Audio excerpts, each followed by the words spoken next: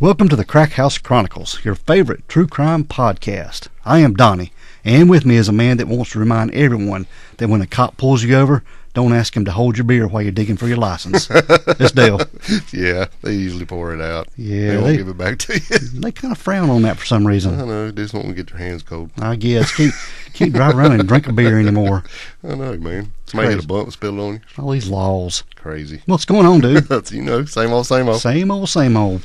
How about yourself? Oh, hey, we got some new mics, and we're trying to get used to them. Yeah, we are.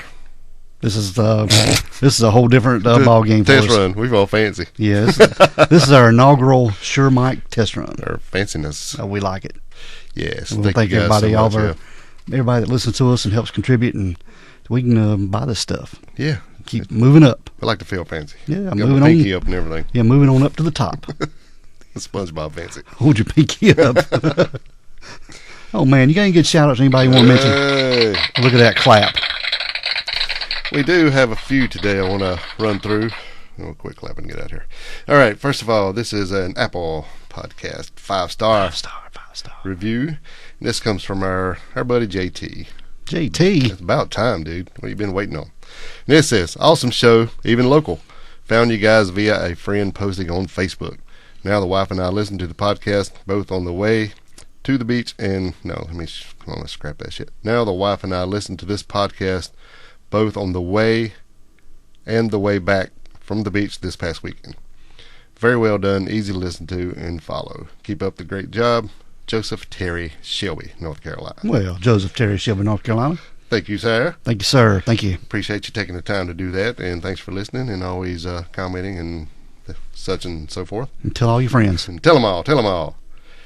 And we got to go over here. We're going to run over to Spotify right quick, Donnie. Bring it on. This comes from, I'm going to say Cindy Dubois.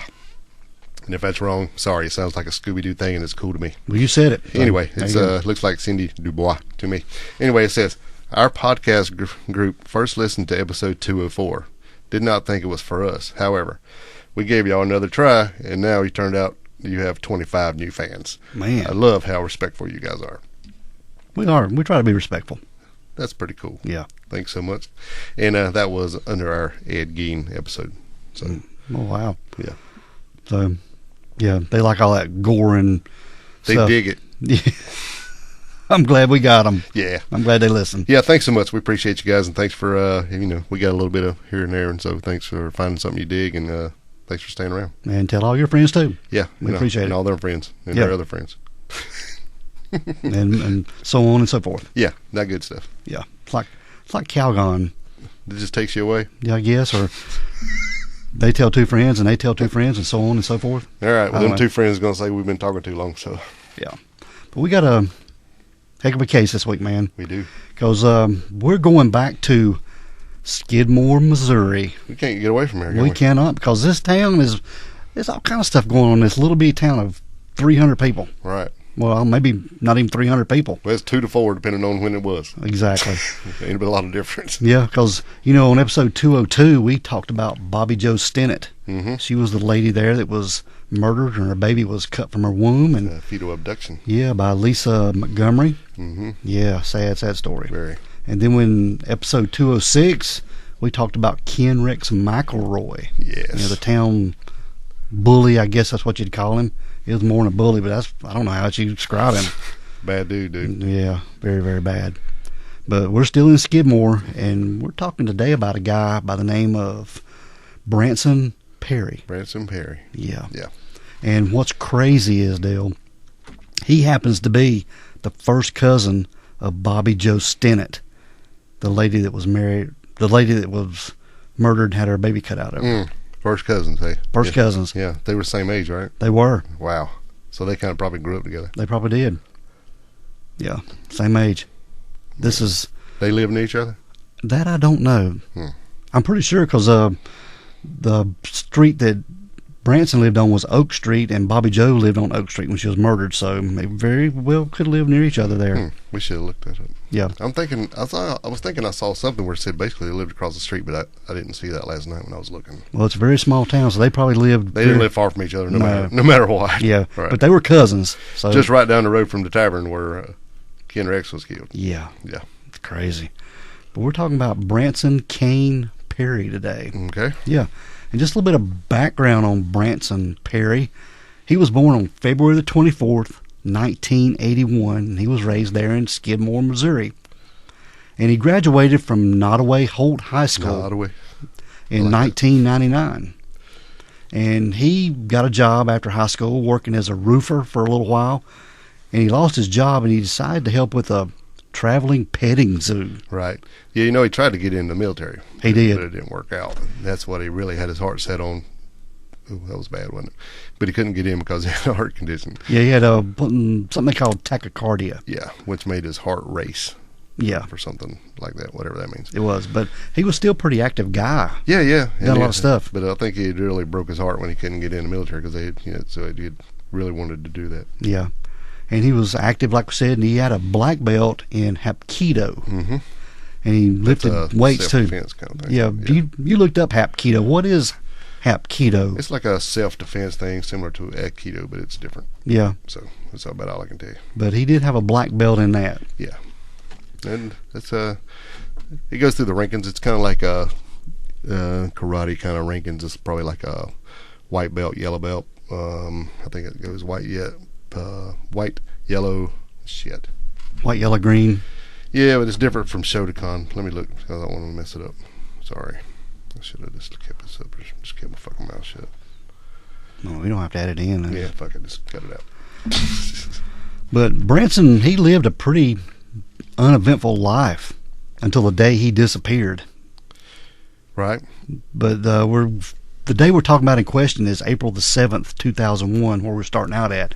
And Branson, on this day, he visited a neighbor. It said a neighbor, but other places we read he lived further away. Right, yeah, so it's kind of conflicting. Yeah, but the guy's name he visited was Jason Bierman, which sometimes people just called him Bierman by his last name. But this is when it was allegedly that Jason Bierman gave him some kind of unidentified drug. Sounds like ecstasy or something. Sounds like it. And this is when Branson, he responded to this drug pretty crazy. He started stripping his clothes off, getting naked, dancing around Bierman's home. Yeah. Yeah. He got a little wilder than that. Yeah, he even shaved off his pubic hair. Shaved her down. Yeah. And then he participated in some kind of sexual activity with Jason Bierman. Yeah. So that's pretty much all we know about it. But I think Branson was pretty humiliated by this. Well, he didn't know what the hell was going on. Because, I'm sure he didn't know what this guy was giving him. I mean, I don't know what his personal life is as far as what kind of drugs or whatever he was into or anything, but I'm sure this guy gave him something, whether knowingly gave it to him or dosed him or put it in a drink or whatever. Yeah. Next thing he knew, he was doing all this wild stuff, and then when it kind of started wearing off, then he realized what had happened. Because Branson was just 20 years old. Right. And this Jason guy, he was in his 30s. Yeah. He was a little bit older. Right. Yeah. So Branson, he was, humiliated by this, and he just went home and locked himself in his room. Didn't he? Yeah, but he did explain what had happened to his father the next day. Yeah, yeah. Because Branson lived with his father there in Skidmore, Missouri. Right. Him and his mom and dad were separated and divorced, but he chose to live with his dad. Now Branson did have a brother that lived with his mom. They lived in a totally different town. Yeah, but it wasn't far away. No. Like 20 minutes or something. But Branson did explain what happened to that day, and his dad got pretty upset. Oh, you think? Yeah, he did. But his dad, Bob, did say at one time that he always suspected his son had some gay tendencies or something. Yeah. But he was pretty outraged by this, especially for being drugged and then using Branson. Right. Yeah, using him that way. Yeah. But it's never been reported if there was any kind of confrontation that took place between Branson's dad and this Jason Bierman. It's weird, ain't it? It is. So I guess that's just the end of that. I guess it was. So I would say he didn't live across the street. No. If it was the end of that. That's why I'm thinking that... at least a few minutes down the road or something. I don't know. Yeah. But now, the time of this story taking place, during this time, Branson's dad, Bob, was in the hospital. Yeah, but it hadn't been told what exactly his condition was. Some places said a heart condition, but it's really unknown. Right. But he was in the hospital for a little while. Mm-hmm. And during this time, Branson was taking it upon himself to get some things done around the house. Yes. He was cleaning the house, doing a deep clean of the house, and getting some car repairs done to his dad's vehicle. Yes. And there were two guys that were mechanics that were working on Bob's alternator. They were there. I guess they were come over to your house, fix the kind of guys. I guess they were, because that's what they were doing. They were at the house replacing the alternator. Right. But I guess working on an alternator is not a big, detailed job. I think pretty much anybody can do that. Depending on where it is and what the car is. True. Is how difficult it is. Yeah. Some of them are way easier than others. Yeah. But now Branson, he had a friend of his. And we don't know if this was a company or if it's a couple guys he knew either. And, and that could have been that way. It's always been, there were two mechanics, and their names have not been released anywhere. Not that I found. No. So that's why I'm saying, I don't know if it was like a company where you call them, they come over and fix it, or if it's like, hey, Joe can fix it, call him and they come over and, that kind of thing. Exactly. But now, I guess it's kind of relevant either way, but go ahead. Yeah. But now Branson did have a friend. Her name was Gina Crawford. Mm-hmm. And she was over at the house that day helping Branson clean the house for his dad to come home. Right. Getting the house clean and doing all this stuff around the house. And these two have been friends forever, right? They had. Right. Since they were little bitty kids. They've been Exactly. friends. So anyway, they were cleaning the house, and Branson was outside, and let me back up. Yep. But while they were cleaning the house, just out of nowhere, Branson grabbed something from the kitchen cabinet and went outside. And when he came back in, he didn't say anything about what he had done or anything like that, because this didn't really ring to Gina until later on. Right. Well, she probably thought it was kind of odd, but, he didn't say nothing, so she didn't say nothing. Yeah, because after they finished cleaning, Branson was outside doing some stuff, and she went upstairs to take a shower. Right. And then when she came back down, she saw one of the mechanics in the kitchen rifling through the cabinet. Yeah. Yeah. And when she asked what he was looking for, he told her that it was nothing and just went back outside. Which is odd. Very odd. Yeah. Because you have just a total stranger. But let me tell you this. Their house was considered like a little, well, it was very welcoming. Yeah. Anybody could come and go, and all their friends could just come anytime and hang out. Well, his dad, Bob, always wanted it to be that way. He's like, well, I figure, if all the kids are going somewhere, they might as well come here, and that way I know mine's safe. Yes. So that was the hangout house. Yeah. And all the kids felt safe there, that they could go over there and hang out, didn't have to, feel weird about it or nothing. Because Gina didn't think anything about this until she saw the mechanic going through the cabinet. Which is way odd to me. Yeah. That kind of makes me think that it's somebody that, like a friend of a friend, you know what I mean? Yeah. That's a little bit too personal. Yeah, if it's anything that's business-like, they're not going to come in and rifle through your house. Yeah. Usually. That's right. You wouldn't expect that anyway. But now, Gina went back upstairs, and at about 3 o'clock in the afternoon, she saw Branson leaving the house, and she called out to him, "What are you doing and where are you going?" And he told her that he had some jumper cables that he was just going to put away in the building. Right. And I'm sure that they probably had jumper cables handy, especially if they had replacing an alternator in the car. Yeah. But why did he have them in the house? They said they had left them on the porch. Oh, okay. So the mechanics left them on the porch? Well, they said they always left the jumper cables on the porch because they had to jump the battery off. Who's they? This is what Branson and Gina said. This is what Gina said.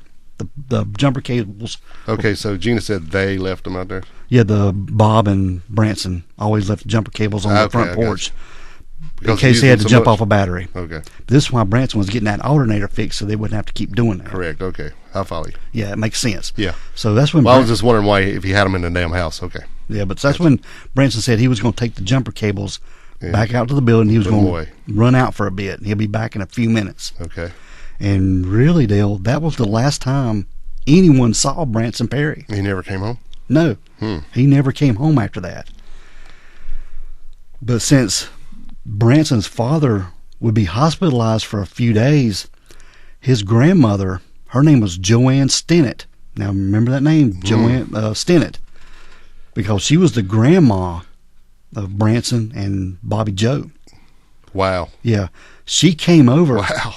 Yeah, she came over to the house to visit the night before to see what was going on with Branson, see if he was okay, since Bob was still in the hospital. Right. Now, Branson, up to this point, had been visiting his Bob, had been visiting his dad Bob in the hospital every day. Right. But up to this point, he hadn't been there. Right. So something's odd. Yeah. Yeah. So Joanne stopped by the house. Branson's house? Yeah. Okay. And found the doors open, and Branson was gone. And she worried a little bit. She started asking around town. What do you mean doors open, like open or not locked? Not locked. Okay. And she was worried a little bit, and she started asking around town, but no one had seen Branson. And on April the 16th, 2001, she and his parents went to file a police report, a missing persons So report. how many days after they figured out he was gone before they went to the police? It was a few days, wasn't it? It was a few days. Yeah. And they got to asking why. I think it was 3 or 4 days. It actually. was, yeah. Okay. But see, they got to ask him why. But see, Branson was just there at the house by himself because Bob was in the hospital, and they didn't think anything about it, really. But all of his personal belongings were at the house. Yeah, everything. His wallet, everything. Right. So it's just weird. Yeah. To me.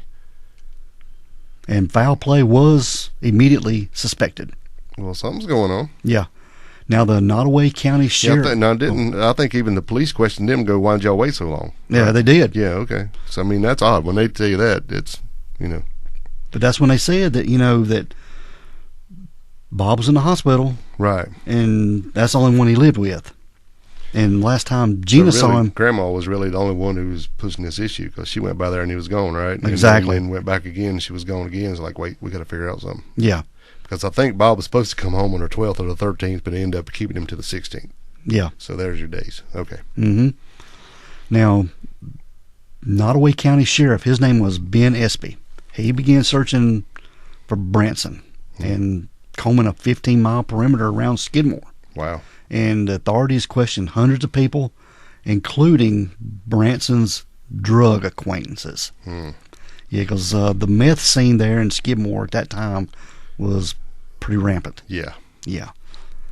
But they didn't think that Branson had a drug problem. They thought that he may have been one to maybe get supplies to be able to make the meth.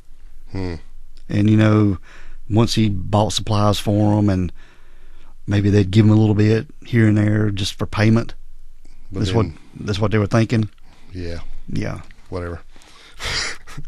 If he's doing it, it ain't just every now and again, probably. Yeah. But they got to checking these drug acquaintances, and they all passed lie detector tests, and no one seemed to know what happened to him. Drug acquaintances. Yeah. That's funny to me. Yeah, that's what they said. Okay, so then what happens? Wait a minute. 2003. So they don't find out shit. So over the following month and a half, over 100 people were interviewed in Branson's disappearance. And Gina, that's half the town. Yeah, exactly. And Gina, who had been at Branson's home the day he disappeared, admitted to law enforcement that he had been experimenting with some marijuana and amphetamines. And a family member also informed police that Branson had a bottle of Valium in his possession the day he disappeared. Now, law enforcement questioned drug acquaintances, like we said, and no one had seen him. Yeah.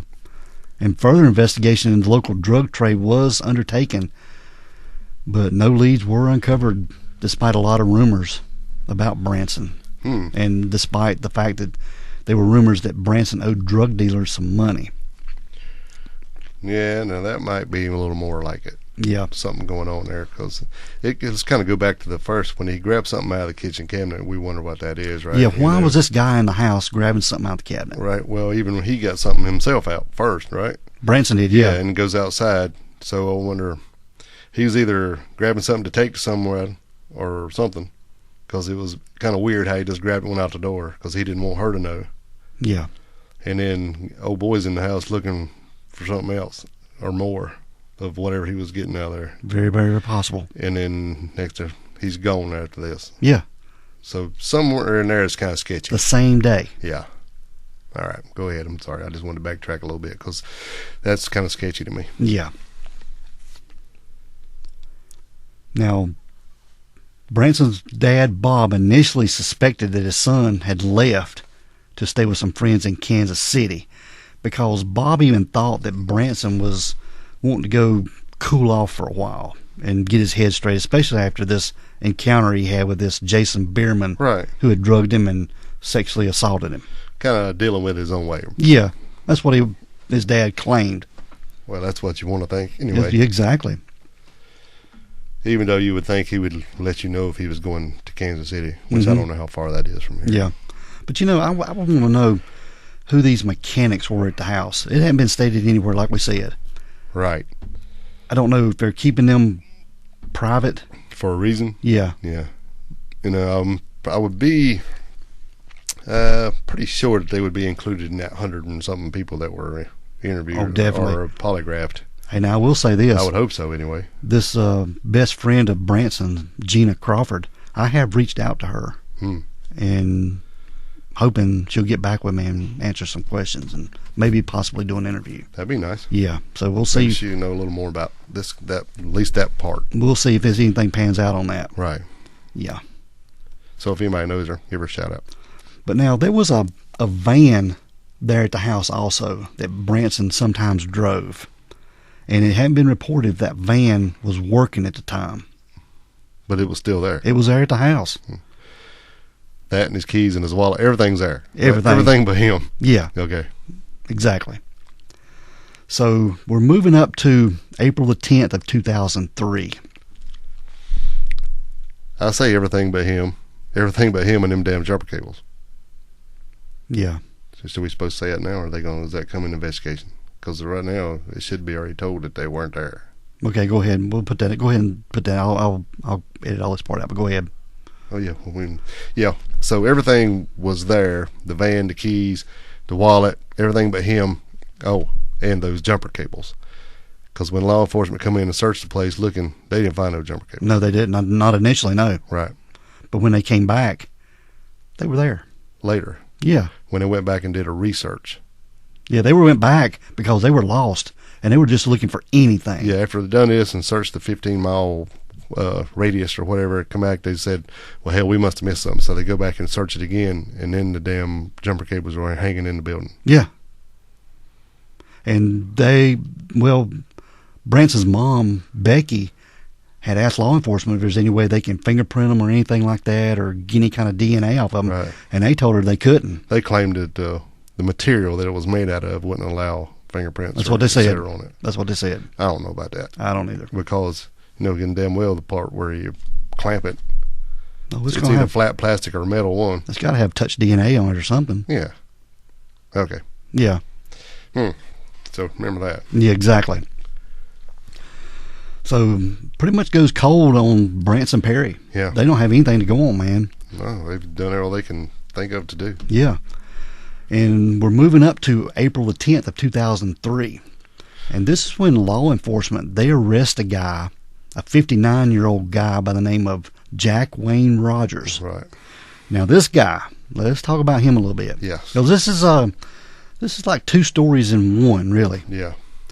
This Jack Wayne Rogers, he was a Presbyterian minister. Mm-hmm. He was a Boy Scout leader. Right. But he was arrested on charges of first-degree assault for, get this, practicing medicine without a license. Mm-hmm. Because that's just the first of it. Yeah, because what he was doing, he claimed to be some kind of surgeon. Yeah, he was doing sex reassignment surgery. Yes. In a hotel. He was removing a trans woman's genitals in this makeshift gender reassignment surgery in a hotel. In a hotel. Yeah, there in Columbia, Missouri. Yeah. This is what he was doing, man. On top of a lot of other stuff. Yeah.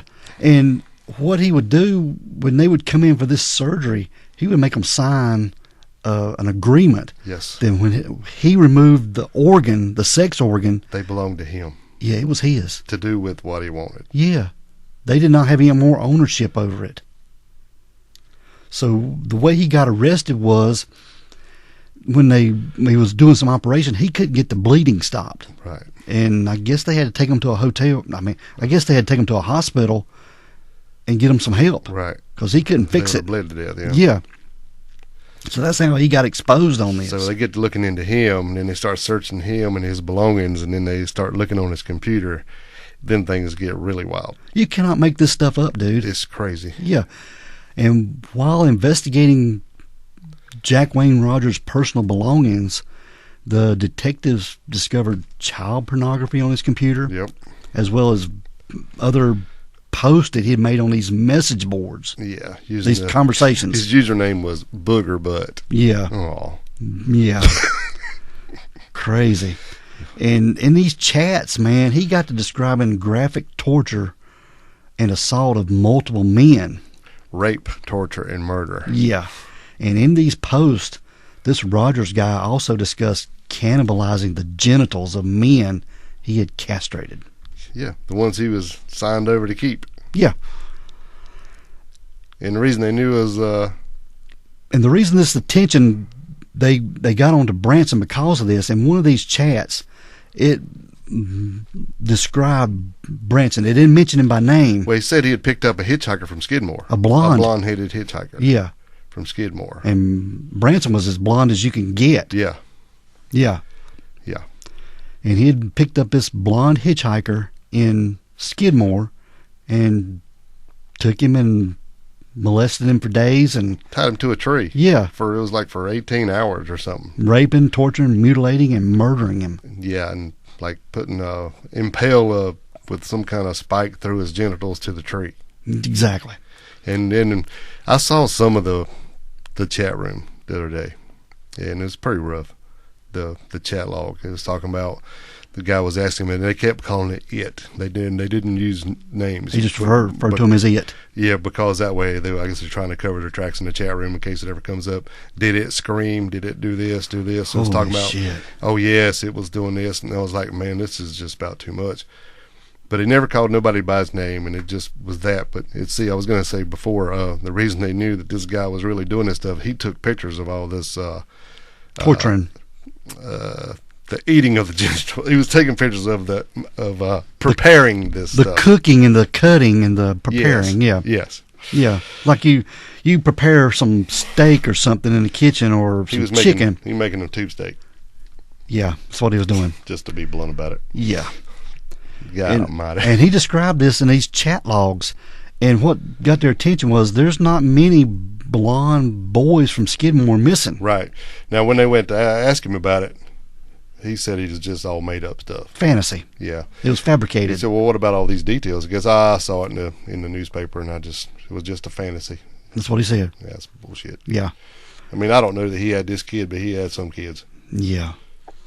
But now, while they were performing a search of Rogers' property, they did find a turtle claw necklace that was resembling one that was owned by Branson Perry. According to his dad. Exactly. Right. His mom said she didn't know.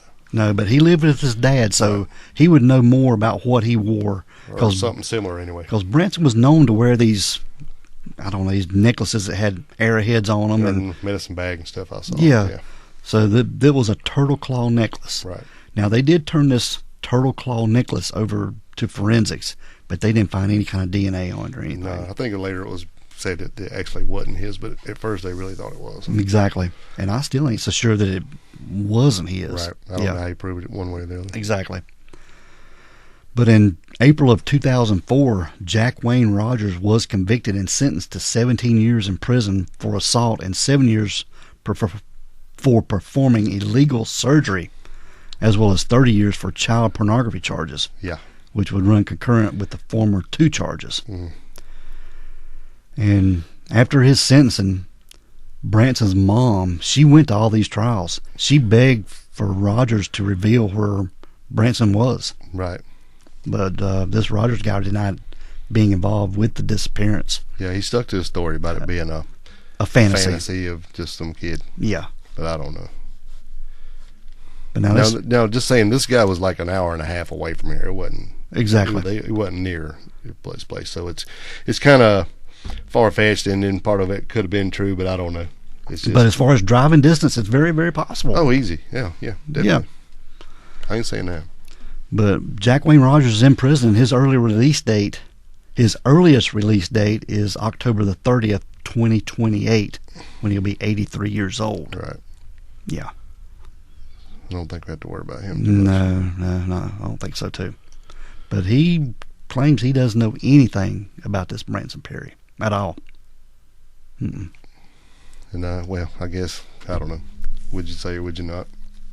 Probably not if you think he's going to get a chance to get out one day, even if he's going to be 83. I know. Because if he said he did it, he ain't getting out. No. Now, Branson's father, Bob, died in 2004. And in June of 2009, law enforcement revealed they were completing an excavation of a site in Skidmore, Missouri, after receiving a pretty credible tip that Branson's remains may have been located there. And over a period of 2 days, excavators dug a 23-foot deep hole that covered an area around 20 feet by 40 feet. And at the time, another local farmer who resided about a mile and a half away, it was east of there, stated that law enforcement had searched his property several years prior for an abandoned well, but the search didn't yield anything at all. And in 2010, Branson's mom, Becky, offered a $20,000 reward for information leading to her son's whereabouts. And you know what was sad about this? Becky had been saving money to go on a cruise. Oh, well. Yeah, she'd been putting money away, here and there, squabbling it away to go on a cruise. And then when Branson disappeared, she put that money up for his reward, any information. So she didn't get to go on that cruise. But even Branson's mom, Becky, she died in 2011. Yeah. After melanoma. A years-long battle with it. It was very, very sad. Yeah. Now, Joanne Stennett. Joanne Stennett. Which is the grandmother. Yes. She said at the time of Becky's death, around town, we searched every well, every outside toilet. We searched everywhere that was possible to think that where he could be. And Monica Kaysen, she's the founder for the Center of Missing Persons, and a friend of Becky stated that she and other close friends had promised they would continue to look for Branson. And in Becky's obituary, it was noted that she was preceded in death by her son Branson, and she was buried beside an open plot for Branson in case he was ever found. Wow. And it lists his date of death as April 11th, 2001, the day he disappeared. That was the day that Gina last saw him taking those jumper cables to the building. Right. Yeah. And in August 14th of 2022, the current Nottoway County Sheriff, his name's Randy Strong, he announced a suspect had been identified, but more evidence was needed before arrest could be made. So it seems to me that it's more like somebody in town there than it would be this Jack Wayne Rogers. Yeah. That's a good name to say, because I was trying to think something was not very. Because I don't know, it's just odd to me. I think it could have been more of, like you said, somebody owing somebody some money, or somebody, if he was getting like supplies or whatever, somebody thinking he's going to run his mouth because they were cracking down on this meth thing. Yeah.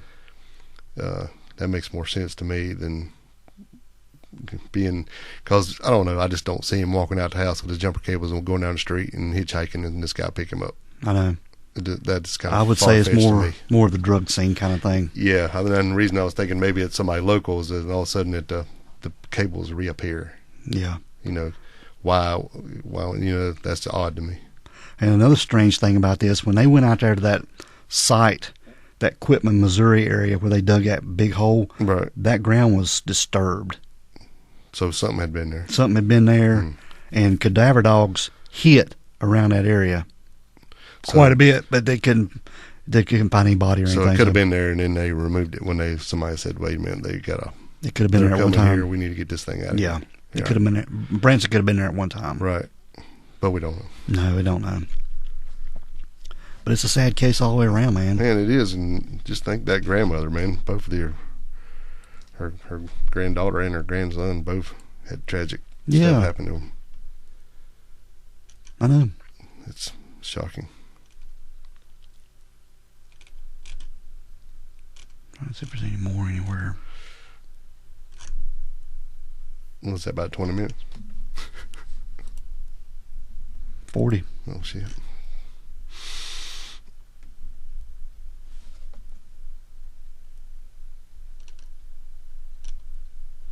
Let's see if there's anything else anywhere.